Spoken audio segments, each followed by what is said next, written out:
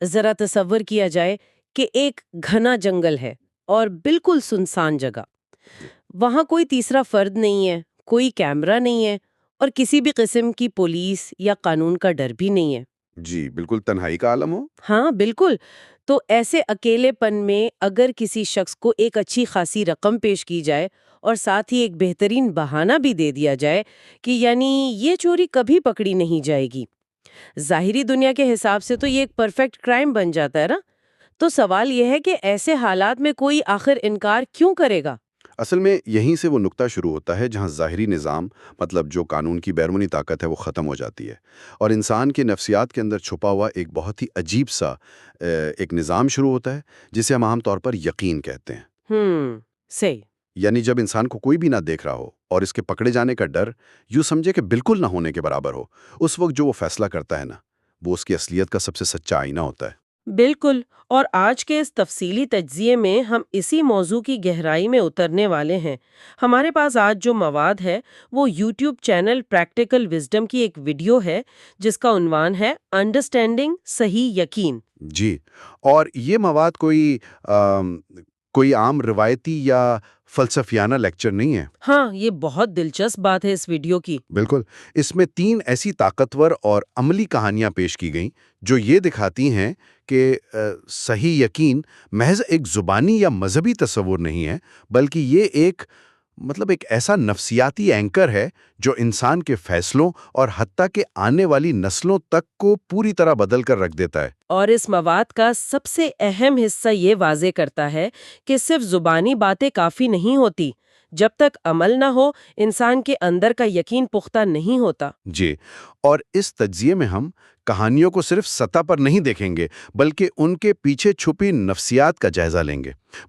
ہم ان محرکات کو سمجھیں گے جو کسی فرد کو ایسی جگہ پر ایماندار رہنے پر مجبور کرتے ہیں جہاں بے ایمانی کرنا سب سے آسان اور منافع بخش کام لگ رہا ہو. تو اگر ہم سب سے پہلے بحران کی بات کریں تو اس مواد کی جو پہلی کہانی ہے وہ سیدھا ایک عام انسان کے سب سے بڑے خوف کو چھوتی ہے. مدینے کے ایک گھرانے کی مثال دی گئی ہے جہاں اچانک باپ کا انتقال ہو جاتا ہے، جو کہ ظاہر ہے کمانے والا تھا. جی ہے. اب کسی بھی عام گھرانے میں جب اکیلے کمانے والے کا سایہ اٹھ جائے تو پیچھے رہ جانے والوں میں ایک بہت بڑی نفسیاتی اور معاشی افراتفری مچ جاتی ہے. میں سوچ رہی تھی کہ بیٹا اسی صدمے میں اپنی ماں سے کہتا ہے کہ کمانے والا تو چلا گیا، اب ہمارا کیا ہوگا؟ اور نتیجہ یعنی کاز اینڈ ایفیکٹ پر ہی چلتا ہے نا. بالکل، وہ ایک پیٹرن دیکھتا ہے. ہاں، بیٹا اپنے باپ کو اس باپ سمجھ رہا تھا اور رزق کو اس کا نتیجہ. تو جب کاز ختم ہوا تو اسے لگا کہ نتیجہ بھی اچانک ختم ہو جائے گا. لیکن یہاں اس ماں نے جو جواب دیا، اس نے بیٹے کی پوری سوچ کا محور ہی بدل کر رکھ دیا. کیا زبردست جواب تھا وہ. واقعی ماں نے صدمے کے اس شدید وقت میں محض رو کر تسلی دینے کے بجائے ایک بہت سخت نفسیاتی سچائی بیان کی. اس نے کہا کہ بیٹا، کھانے والا مر گیا ہے مگر کھلانے والا تو حیو قیوم ہے، یعنی وہ ذات جو ہمیشہ زندہ رہنے والی ہے اور سب کو قائم رکھنے والی ہے. اچھا، مجھے اس ماں کے سوچنے کے انداز میں نا ایک عجیب سا ٹھہراؤ نظر آتا ہے. اسے اگر ہم آسان الفاظ میں سمجھنے کی کوشش کریں تو فرض کریں ایک بڑی کشتی سمندر کے بیچوں بیچ چل رہی ہے. ٹھیک ہے. اور اچانک اس کشتی کا انجن خراب ہو جاتا ہے اور وہ بالکل بند پڑ جاتی ہے. اب جو عام مسافر ہیں وہ تو ظاہر ہے چیخ پکار شروع کر دیں گے کہ اب ہم یہیں ڈوب جائیں گے. ظاہر سی بات ہے، پینک تو ہوگا. جی، لیکن جو ایک تجربہ کار ملاح ہوتا ہے جسے پتا ہے کہ اصل طاقت اس لوہے کے انجن میں نہیں ہے بلکہ اس ہوا میں ہے جو بادبانوں کو آگے دھکیل رہی ہے، تو وہ مطمئن رہے گا. بہت خوبصورت تشبیہ ہے یہ. یعنی انجن صرف ایک ذریعہ تھا، ہوا تو نہیں رکی نا. تو ماں نے بھی بیٹے کو یہی بتایا کہ جو انجن بند ہوا ہے وہ کھانے والا تھا، ہوا یعنی کھلانے والا تو اب بھی اپنی پوری قوت کے ساتھ موجود ہے. بالکل. اور اس کشتی والی مثال کو اگر ہم ذرا مزید کھولیں تو ملاح کا وہ ٹھہراؤ اس کے سالوں کے تجربے اور ہوا کے مزاج کو سمجھنے سے آتا ہے. صدمے کے وقت انسان کا ذہن ٹنل ویژن کا شکار ہو جاتا ہے. ٹنل ویژن یعنی اسے اور کچھ دکھائی نہیں دیتا. جی بالکل، اسے بس اپنی پریشانی کے سوا کچھ نظر نہیں آتا. تو ماں کا اپنے بیٹے کو حی و قیوم کا حوالہ دینا اصل میں ایک بہت بڑی کوگنیٹو ریفریمنگ تھی. اس نے دکھ کو ذہن کے چھوٹے دائرے سے نکال کر ایک بہت بڑے اور آفاقی نظام کے ساتھ جوڑ دیا. لیکن یہاں میرے ذہن میں ایک سوال پیدا ہوتا ہے، کیا یہ محض ایک کوپنگ میکینزم یعنی دکھ برداشت کرنے کا یا دل جوئی کا ایک طریقہ نہیں ہے؟ میرا مطلب ہے، صدمے کے وقت انسان کو زندہ رہنے کے لیے کوئی نہ کوئی امید تو چاہیے ہوتی ہے نا؟ ہاں، یہ سوال بہت اہم ہے۔ تو کیا ایسا نہیں ہو سکتا کہ اس ماں نے بس بیٹے کی گھبراہٹ ختم کرنے کے لیے وقتی طور پر یہ بات کہہ دی ہو؟ اس سوال میں واقعی وزن ہے، لیکن یہ مواد اس بات پر بہت زور دیتا ہے کہ صحیح یقین اور محض ایک کوپنگ میکینزم میں بہت بڑا فرق ہے۔ کوپنگ میکینزم وقتی ہوتا ہے، بالکل ایک پین کلر کی طرح۔ اچھا، یعنی جب دوا کا اثر ختم ہوگا تو درد واپس آ جائے گا؟ بالکل، جب دوا کا اثر ختم ہوتا ہے تو دکھ اور خوف واپس آ جاتے ہیں، لیکن یقین ایک مستقل نظام فکر ہے۔ ماں کا وہ جملہ کوئی وقتی تسلی نہیں تھی، بلکہ وہ حقیقتاً اس بات پر اعتقاد رکھتی تھی کہ رزق کا تعلق فرد کی ذاتی کوشش سے زیادہ ایک اعلیٰ سرپرستی پر منحصر ہے۔ یہ صحیح یقین کا پہلا سبق ہے جو اس مواد میں دکھایا گیا ہے، یعنی شدید بحران اور اندھیرے ترین وقت میں بھی ذہنی توازن برقرار رکھنا۔ جی، کیونکہ انسان کا اینکر کرنے والی طاقت پر کامل اعتماد ہوتا ہے۔ تو بحران اور صدمے میں امتحان تو اپنی جگہ ہے، لیکن وہاں پریشانی ایک طرح کی مجبوری ہوتی ہے، انسان کو امید باندھنی ہی پڑتی ہے۔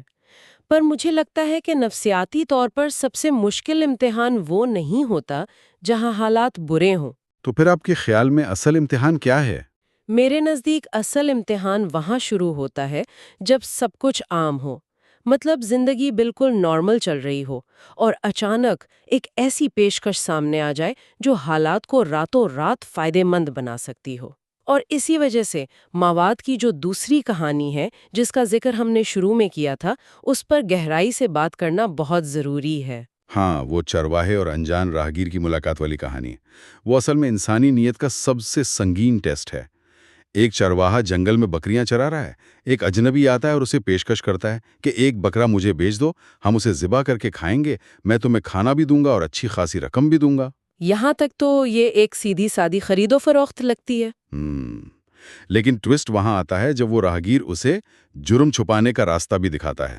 بالکل، وہ کہتا ہے کہ مالک کو کہہ دینا کہ جنگل میں بھیڑیا کھا گیا۔ آپ ذرا اس آفر کی نفسیات دیکھیں، رقم کی پیشکش ہوئی، مفت کھانے کا لالچ ملا، اور ساتھ میں پکڑے نہ جانے کی 100% گارنٹی بھی۔ جنگل میں بھیڑیے کا حملہ ایک بہت ہی عام سی بات تھی نا، تو کوئی بھی مالک اس پر شک نہیں کرتا۔ جی، اور اگر اس صورتحال کا نفسیاتی تجزیہ کیا جائے تو وہاں کوئی نگرانی نہیں تھی، کوئی کیمرہ نہیں تھا، اور اس جغرافیائی اکیلے پن نے پکڑے جانے کا رسک بالکل ختم کر دیا تھا۔ صحیح۔ تو ایسی صورتحال میں انسان کا ذہن خود بخود ایک کاسٹ بینیفٹ انالیسس کرتا ہے، جہاں منافع بالکل واضح ہے اور نقصان کا تو کوئی ڈر ہی نہیں ہے، ایک طرح سے پرفیکٹ کرائم۔ یہی تجزیہ اس کہانی کا اصل مغز ہے۔ مطلب دنیاوی منطق کے حساب سے تو اس چرواہے کو فوراً ہاں کہہ دینا چاہیے تھا، دنیا کا ہر ظاہری نظام اسے ہاں کہنے کا اشارہ کر رہا تھا، لیکن اس نے انکار کیا، اور وجہ کیا بتائی؟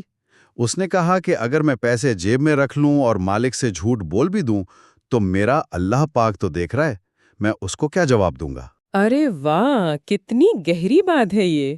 بہت گہری۔ اس انکار کے پیچھے محض کسی دنیاوی قانون کا ڈر نہیں تھا۔ ہم جانتے ہیں کہ انسانی تاریخ گواہ ہے، لوگ تب بھی جرم کرتے ہیں جب پولیس موجود ہو، کیونکہ انہیں لگتا ہے وہ قانون کی آنکھ میں دھول جھونک لیں گے۔ لیکن اس چرواہے کا جو صحیح یقین تھا، وہ ایک ایسی آنکھ کو تصور کر رہا تھا جس میں دھوکہ دینے کا کوئی امکان موجود ہی نہیں تھا۔ اس کو اگر اس طرح دیکھیں کہ یقین کا یہ تصور اس چرواہے کو اس کے اکیلے پن سے آزاد کر رہا تھا۔ جب انسان کو لگتا ہے کہ وہ اکیلا ہے تو اس کی اصل اور بعض اوقات تاریک نیت سامنے آ جاتی ہے، لیکن چرواہے کے اندر کے یقین نے اکیلے پن کے اس گمان کو ہی ختم کر دیا۔ بالکل، اس کے ذہن میں وہ جنگل سنسان نہیں تھا، بلکہ ایک مکمل نگرانی کا مرکز تھا، اور اسی نگرانی کے احساس نے اسے محفوظ رکھا۔ جغرافیائی اکیلا پن اکثر انسان کو جرم پر آمادہ کرتا ہے، کیونکہ اسے لگتا ہے کہ یہاں کوئی تیسرا شخص موجود نہیں ہے۔ جی، یہ تو ایک عام انسانی نفسیات ہے۔ ہاں، لیکن صحیح یقین انسان کے ذہن میں یہ بات واضح کر دیتا ہے کہ کوئی ایسی جگہ نہیں ہے جہاں کوئی نہیں۔ چرواہے کی دیانتداری کسی تھانے یا پولیس کی محتاج نہیں تھی، اس کا احتساب سیدھا اس خالق کے ساتھ جڑا ہوا تھا۔ جب امتحان کسی باہری چیز پر منحصر نہ رہے تو پھر لالچ چاہے کتنا ہی بڑا کیوں نہ ہو انسان نہیں پھسلتا۔ میں سوچ رہی تھی کہ اگر ہم اس چرواہے کو تنہائی کی عدالت میں بیٹھا اپنا ہی احتساب کرتا ہوا فرض کریں تو یہ دنیا کے کسی بھی سخت ترین نظام سے زیادہ مؤثر طریقہ ہے۔ لیکن چلیے اس بات کو ایک قدم مزید آگے بڑھاتے ہیں۔ جی بتائیے۔ ایک اجنبی کی پیشکش کو ٹھکرانا پھر بھی کسی حد تک ممکن ہے، کیونکہ اس راغیر سے چرواہے کا کوئی جذباتی یا خاندانی تعلق نہیں تھا نا۔ میرے خیال میں اصل کشمکش تو تب پیدا ہوتی ہے جب دباؤ ان کی طرف سے آئے جن کے آگے ہماری جذباتی اور سماجی مجبوریاں ہوتی ہیں۔ آپ کا اشارہ مواد کی تیسری کہانی کی طرف ہے۔ جی بالکل، وہ کہانی جو خاندانی دباؤ پر چوٹ کرتی ہے۔ حضرت عمر رضی اللہ تعالی عنہ کے دور خلافت کا ذکر ہے جب وہ راتوں کو عوام کا حال جاننے کے لیے گشت کیا کرتے تھے، اور ایک رات انہوں نے ایک گھر کے اندر ماں اور بیٹی کی آپس میں بحث سنی۔ اور یہ بحث بنیادی طور پر معیشت اور مالی مسائل پر تھی۔ ماں اپنی بیٹی کو دودھ میں پانی ملانے کا حکم دے رہی تھی تاکہ دودھ کی مقدار بڑھ جائے۔ مطلب 7ویں صدی کی معیشت میں صرف دودھ بیچ کر گزارا کرنا انتہائی مشکل کام تھا۔ تو یہاں ماں کا دودھ میں پانی ملانے کا حکم شاید محض لالچ نہ ہو بلکہ ایک سروائیول ٹیکٹک ہو، یعنی بھوک اور افلاس سے بچنے کی ایک مجبوری۔ بالکل۔ یہی نکتہ سب سے اہم ہے۔ یہاں ماں خود سروائیو کرنے کی کوشش میں ایک غیر اخلاقی راستہ چن رہی ہے، لیکن بیٹی اس حکم کو ماننے سے انکار کر دیتی ہے اور کہتی ہے کہ حضرت عمر کا قانون ایسے معاملات میں انتہائی سخت ہے۔ جس پر ماں کی دلیل بالکل اس چرواہے والے راہدیر جیسی تھی۔ ہاں، ماں کہتی ہے کہ عمر کہاں دیکھ رہا ہے رات کے اس اندھیرے میں۔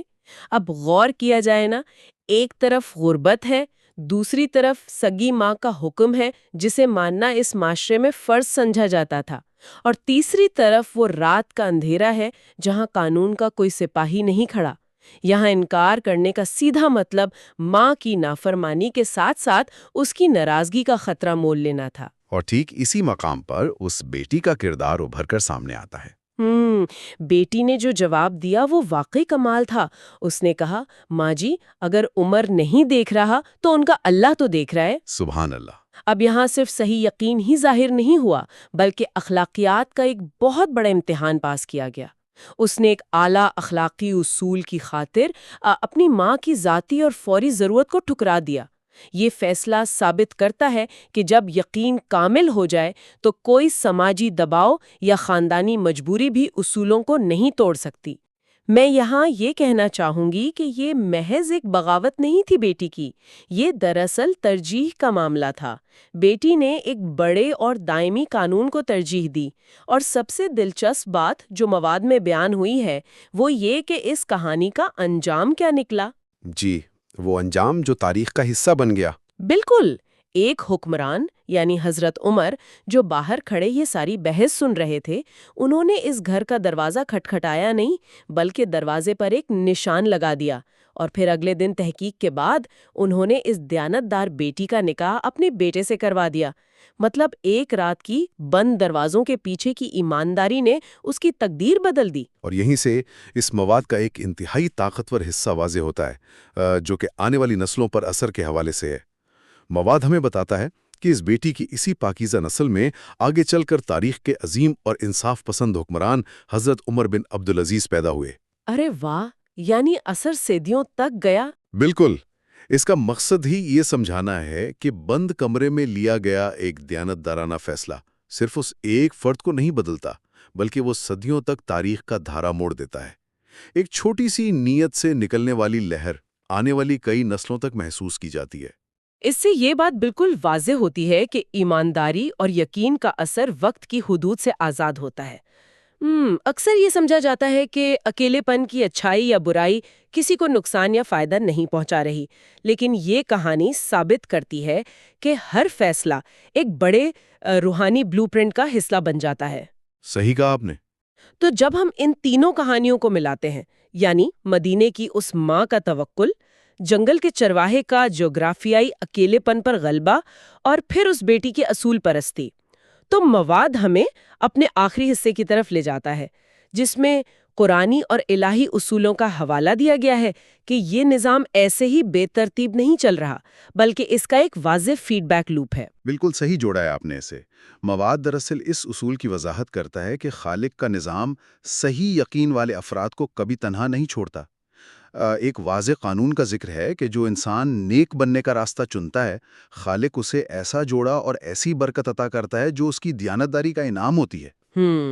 عام طور پر تو لوگ یہی سمجھتے ہیں نا کہ اخلاقیات بس سزا سے بچنے کا ایک طریقہ ہے۔ جی، لیکن یہ مواد اس تصور کو بدل کر یقین کو محبت اور سرپرستی سے جوڑ دیتا ہے۔ اور ویڈیو کے آخر میں جو جملہ اس پورے تجزیے کا نچوڑ پیش کرتا ہے وہ واقعی بہت اثر انگیز ہے، یعنی یہ کہ میرے بندے نیک بن کر تو دیکھو، پھر دیکھو میں کیا کرتا ہوں۔ بے شک، یہ جملہ اس فیڈ بیک لوپ کا اصل اعلان ہے۔ ہاں، اس کا مطلب ہے کہ یقین کوئی یک طرفہ سفر نہیں ہے جہاں انسان صرف قربانیاں دے رہا ہے۔ یہ ایک وعدہ ہے جہاں فرد کی ایمانداری اسے ایک عظیم سرپرستی میں دے دیتی ہے۔ چرواہے کو ظاہری منافع گنوانا پڑا پر اسے سکون ملا، بیٹی نے ماں کی ناراضگی جھیلی پر بدلے میں وہ تاریخ کی ایک عظیم ریاست کا حصہ بن گئی۔ یہی اس تفصیلی جائزے کا سب سے قیمتی پیغام ہے۔ یقین کا مطلب صرف دماغی طور پر تسلیم کرنا نہیں ہے، بلکہ اس حقیقت کو اپنے اعصاب، اپنے کردار اور اپنے روزمرہ کے فیصلوں میں ڈھال لینا ہے۔ جاننا شاید دماغ کا کام ہے، لیکن صحیح یقین دل اور روح کی پختگی کا نام ہے، جو ہر بحران اور ہر لالچ کے سامنے ڈھال بن جاتا ہے۔ بہت خوبصورت بات کہی آپ نے۔ اب اس گفتگو کو صدیوں پرانی کہانیوں سے نکال کر ٹھیک آج کے وقت پر رکھتے ہیں۔